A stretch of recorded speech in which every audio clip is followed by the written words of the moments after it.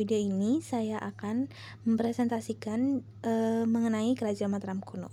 Ada 5 topik yang akan saya bahas. Yang pertama ada letak geografis, yang kedua ada raja yang memimpin, yang ketiga ada kehidupan sosial, ekonomi, politik, dan budaya, yang keempat ada masa kejayaan dan masa kemunduran, yang kelima ada hasil peninggalan. Yang pertama ada letak geografis. Kerajaan Mataram kuno berada di Jawa Tengah, tepatnya di wilayah aliran Sungai Bogowonto, Progoelo, dan Bengawan Solo. Sesungguhnya, pusat Kerajaan Mataram kuno atau Kerajaan Medang pernah mengalami beberapa kali perpindahan, bahkan sampai ke daerah Jawa Timur. Menurut perkiraan, Mataram kuno terletak di daerah Yogyakarta sekarang. Sejumlah ahli juga memperkirakan letak Kerajaan Mataram kuno ini berada di daerah Medang dan Popitu. Beberapa catatan sejarah juga menjelaskan bahwa letak Kerajaan Mataram kuno ini ditandai dengan lokasi-lokasi yang dikelilingi oleh pegunungan dan sungai-sungai. Kemudian ada pula raja-raja yang memimpin Kerajaan Mataram kuno saat berpusat di Jawa Tengah. Yang pertama ada Rakai Mataram Sang Ratu Sanjaya. Yang kedua ada Sri Maharaja Rakai Panangkaran. Yang ketiga ada Sri Maharaja Rakai Panunggalan atau Dharma Tungga. Yang keempat ada Sri Maharaja Rakai Warak atau Indra yang kita lebih kenal dengan Raja Syailendra. Yang kelima ada Sri Maharaja Rakai Garung atau Samaratungga. Yang keenam ada Sri Maharaja Rakai Pikatan dan Maharatu. Yang ketujuh ada Pramodawardhani. Yang kedelapan ada Sri Maharaja Rakai Kayuwangi alias Dia Lokapala. Yang kesembilan ada Sri Maharaja Rakai Watuhumalang. Yang kesepuluh ada Sri Maharaja Rakai Watukara Dia Balitung. Yang kesebelas ada Raja Raksa dan Raja Tulodong. Yang ke-12 ada Raja Sumbadiah Wawa. Kemudian saya akan sedikit menjelaskan silsilah dari Raja Sanjaya atau raja pertama dari Raja Kerajaan Mataram kuno. Raja Sanjaya dianggap sebagai pendiri Kerajaan Mataram kuno. Dirinya memainkan peran kunci dalam membangun dan memperluas kerajaan tersebut. Meskipun informasi tentang kehidupan pribadi Raja Sanjaya terbatas, namun keberhasilannya dalam membangun sebuah kerajaan menjadi bukti keberhasilannya.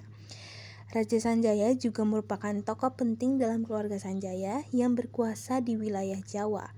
Ia adalah keturunan dari keluarga bangsawan dan memiliki warisan kekuasaan yang kuat. Pada masa pemerintahannya, Raja Sanjaya memperluas pengaruh Kerajaan Mataram kuno melalui ekspansi wilayah dan diplomasi yang cerdik. Nah, menurut beberapa teori juga, Raja Sanjaya ini berasal dari keturunan Raja Sana dan memiliki ikatan dengan Wangsa Syailendra. Silsilah Raja Sanjaya kemungkinan juga memiliki hubungan dengan kerajaan-kerajaan lain di Nusantara pada masa itu, seperti Kerajaan Galuh dan kerajaan lainnya. Setelah Raja Sanjaya meninggal dunia, selanjutnya kepemimpinan Kerajaan Mataram kuno dilanjutkan oleh putranya yang bernama Rakai Panangkaran. Kemudian kita beralih pada Raja Kerajaan Mataram kuno pada saat dipindah ke Jawa Timur. Yang pertama ada Rakai Hino Sri Isana alias Empok Sindo.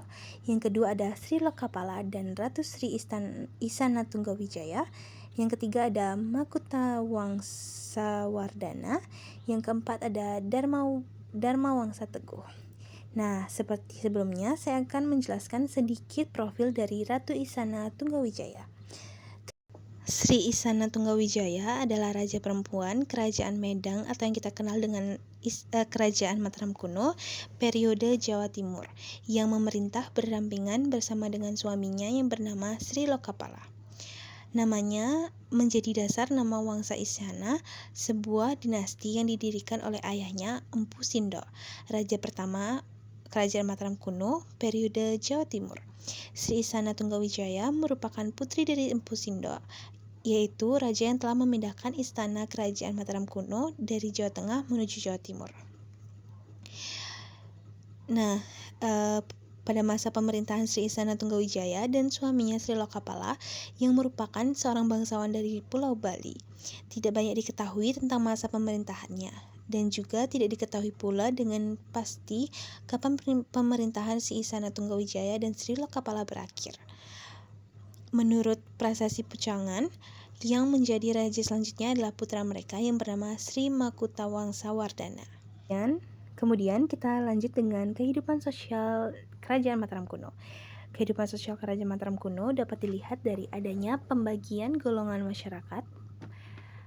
Nah, masyarakat di Kerajaan Mataram kuno ini terbagi ke dalam kasta-kasta, yaitu kasta Brahmana, Ksatria, Waisya, dan Sudra.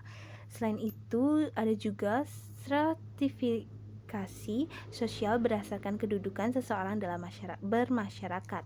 Kedudukan ini bisa berupa kedudukan dalam birokrasi kerajaan ataupun berdasarkan kekayaan. Stratifikasi sosial masyarakat Mataram kuno juga bersifat kompleks dan tumpang tindih. Salah satu contohnya ada kasta ksatria yang dapat menduduki jabatan keagamaan di tingkat pusat dan dapat menjadi pertapa yang tinggal di suatu biara. Menurut berita Cina, ibu kota Kerajaan Mataram kuno dikelilingi tembok dari batu bata dan kayu. Di dalamnya terdapat istana tempat tinggal raja dan keluarganya, serta para abdi kerajaan. Di luar istana terdapat kediaman putra mahkota dan para pejabat tinggi kerajaan menjadi elit birokrasi tertinggi.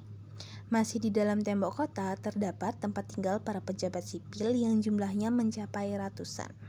Kemudian masuk ke kehidupan ekonomi pada Kerajaan Mataram kuno. Kehidupan ekonomi bertumpu pada sektor agraris wilayah Kerajaan Mataram kuno yang dikelilingi pegunungan dan sungai-sungai besar. Hal itu membuatnya memiliki tanah yang subur sehingga cocok untuk kegiatan pertanian. Usaha untuk meningkatkan dan mengembangkan sektor pertanian telah dilakukan sejak masa pemerintahan Rakai Kayuwangi. Selain bertani, mata pencarian pokok masyarakat Mataram kuno adalah sebagai pedagang dan perajin. Pada masa pemerintahan Rakai Dia Balitung pada tahun 899 sampai 911 Masehi, sektor perdagangan mendapatkan perhatian lebih. Aktivitas perdagangan dihubungkan melalui Sungai Bengawan Solo. Raja Dia Balitung membangun pusat-pusat perdagangan di sekitar Sungai Bengawan Solo. Penduduk Mataram kuno tidak melakukan transaksi perdagangan setiap hari, tetapi hanya di hari-hari pasar yang menjadi hari bertemunya para pedagang dan pembeli. Komoditas pertanian yang diperdagangkan diantaranya ada beras, hasil bumi, buah-buahan, sirih, hingga mengkudu. Selain memperdagangkan produksi pertanian, masyarakat Mataram kuno juga berdagang hasil kerajinan tangan, berkakas dari logam, pakaian, gula, kelapa, arang, kapur sirih, dan hewan ternak seperti ayam, kambing, itik, dan juga lembu. Kemudian kita lanjut ke kehidupan politik.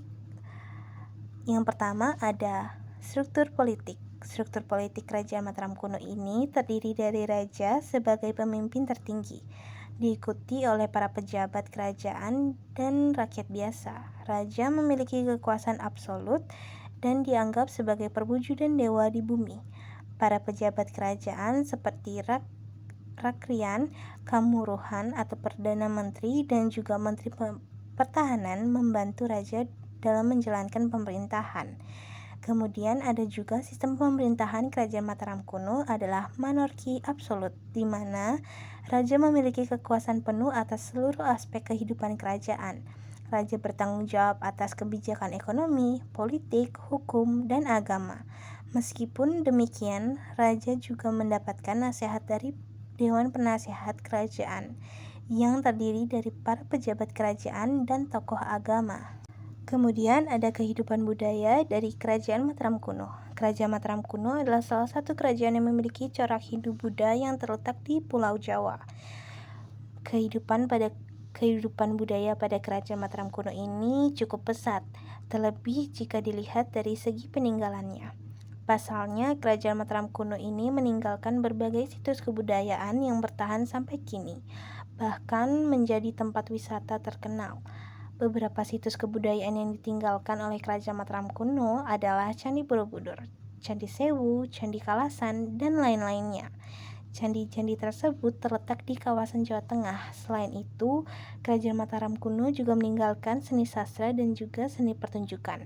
Salah satu karya yang terkenal dari Kerajaan Mataram kuno adalah Kitab Ramayana Kakawin yang diperkirakan dibuat pada masa kepemimpinan Raja Dyah Balitung pada tahun 899 sampai 911 Masehi. Di sisi lain, ketika Kerajaan Mataram kuno ini di bawah pemerintahan dinasti Isana di Jawa Timur, ada pula karya sastra yang ditinggalkan, yaitu Sanghyang Kamahayanika. Bukan hanya itu, seni pertunjukan juga sering ditampilkan seperti wayang dan tari-tarian.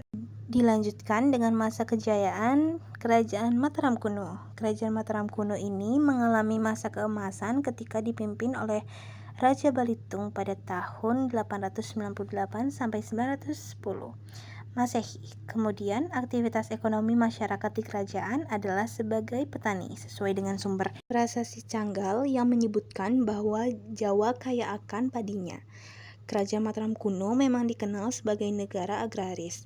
Lalu, aktivitas kebudayaan dalam kerajaan sendiri tergolong sangat maju, yang dibuktikan dengan peninggalan Candi Borobudur yang bercorak Buddha atau Wangsa Syailendra, serta Candi Prambanan yang bercorak Hindu atau Wangsa Sanjaya. Setelah itu, masyarakat Kerajaan Mataram kuno memang memiliki kerukunan umat beragama yang kental, di mana masyarakat beragama Hindu dan Buddha dapat hidup dengan damai. Kemudian dilanjutkan dengan masa keruntuhan Kerajaan Mataram kuno. Kerajaan Mataram kuno ini mengalami keruntuhan pada tahun 1080. Ada beberapa faktor yang menyebabkan keruntuhan pada kerajaan tersebut. Yang pertama adalah karena letusan gunung berapi. Lokasi kerajaan yang berada di Jawa Tengah dengan banyak gunung berapi membuat letusan gunung berapi merusak istana kerajaan. Yang kedua adalah kekosongan kekuasaan, di mana raja terakhir dikarenakan sang raja tidak memiliki pewaris tahta sehingga kekuasaan diberikan oleh Empu Sindok yang merupakan seorang penasehat kerajaan. Empu Sindok sendiri kemudian mendirikan dinasti Isana dan memindahkan ibu kota ke Jawa Timur. Selain itu, Kerajaan Mataram kuno juga bermusuhan dengan Kerajaan Sriwijaya dengan Wangsa Syailendra. Kemudian kita akan membahas beberapa peninggalan yang ditinggalkan oleh Kerajaan Mataram kuno. Yang pertama ada Candi Borobudur, merupakan candi megah peninggalan Mataram kuno yang terletak di Magelang, Jawa Tengah. Candi tersebut didirikan pada pemerintahan Wangsa Syailendra. Candi Borobudur ini dinobatkan sebagai candi sekaligus monumen Buddha terbesar di dunia. Bentuk Candi Borobudur ini seperti punden berunda yang semakin ke atas semakin mengecil, dengan stupa utama yang berada di puncak candi ini. Kemudian yang kedua ada Prasasti Kalasan. Prasasti Kalasan ini terletak di Jawa yang berangka tahun 778 Masehi. Prasasti ini menyebutkan Rakai Panangkaran mendapat perintah dari Maharaja Wisnu, Raja dinasti Syailendra atau Sriwijaya, untuk mendirikan Candi Kalasan atau Candi Buddha.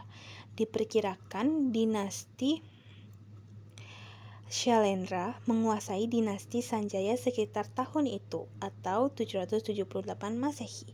Dalam prasasti itu, Rakai Panangkaran disebut sebagai Syailendra Wangsa Tilaka atau Permata Wangsa Syailendra. Dengan adanya dugaan yang kuat, kendati telah menguasai dinasti Sanjaya, dinasti Syailendra tetap memperlakukan dinasti Sanjaya dengan rasa hormat dan memberikan mereka kedudukan atau posisi penting di istana. Kemudian yang ketiga ada Prasasti Canggal. Prasasti Canggal ini ditemukan di halaman Candi Guning Wukir di Desa Canggal, berangkat tahun 732 Masehi dengan menggunakan huruf Palawa dan bahasa Sanskerta. Prasasti ini menceritakan tentang pendirian lingga atau lambang Siwa di desa Kunjara Kunja oleh Raja Sanjaya. Selain itu diceritakan bahwa yang menjadi raja sebelumnya adalah Sana yang digantikan oleh Sanjaya, anak Sannaha atau saudara perempuan dari Sana. Baik, sekian dari presentasi saya dan penjelasan saya mengenai Kerajaan Mataram kuno yang saya telah diskusikan dan saya dapatkan dengan kelompok saya. Sekian dari video ini. Terima kasih telah menonton video ini dan mohon maaf jika ada salah kata dan salah ucapan yang saya ucapkan selama di video ini. Dan saya ucapkan Om Santi Santi Santi Om. Wassalamualaikum warahmatullahi wabarakatuh. Terima kasih dan sampai jumpa.